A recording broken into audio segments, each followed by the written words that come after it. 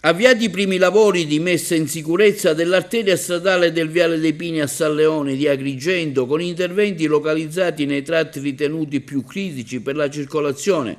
dai tecnici del settore sesto del comune di Agrigento. Gli interventi avviati prima dell'estate e finanziati con somme del bilancio comunale intendono garantire il ripristino delle condizioni minime di sicurezza del viale, prevista la scarifica e la posa del tappetino di usura in alcuni tratti